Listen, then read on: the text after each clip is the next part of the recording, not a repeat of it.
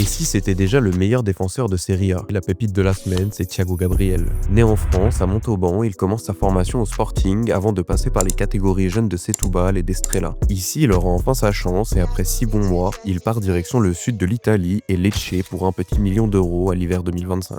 C'est un défenseur d'1m96, très dominant à la récupération. On le voit d'ailleurs beaucoup sortir de sa ligne pour surgir sur l'attaquant. Il est très agressif et a un excellent sens du timing sur ses tacles, ce qui couplé à sa longue taille lui permet de défendre dans des situations très compliquées et de contenir tout type d'attaquant. Mais sur certaines séquences, on voit aussi un joueur très intelligent qui lit bien le jeu, avec un bon sens de l'anticipation pour toujours intervenir au bon moment. Dans un premier temps, on pourrait croire à un défenseur à l'ancienne, élite dans les duels et avec des qualités balle au pied limitées car il tente peu de passes, mais j'ai pu voir des matchs de lui avec les jeunes du Portugal et son comportement avec ballon était totalement différent. On voyait un joueur très à l'aise sous pression qui participait à la sortie de balle et qui tentait même de casser quelques lignes pour faire avancer son équipe. Les datas nous révèlent aussi ses failles au niveau de la passe, mais ces statistiques sont évidemment à relativiser car il joue dans une équipe relégable qui a très peu le ballon et qui est d'ailleurs dans le top des équipes avec le moins de possession en Serie A. Son contrat terminant en 2027, de nombreux clubs sont à l'affût et notamment le Barça qui serait très intéressé, mais pour le moment Lecce en réclame 30 à 40 millions, ce qui pourrait refroidir les Blaugrana. Pensez à vous abonner et dites-moi où vous le verriez signer l'été prochain.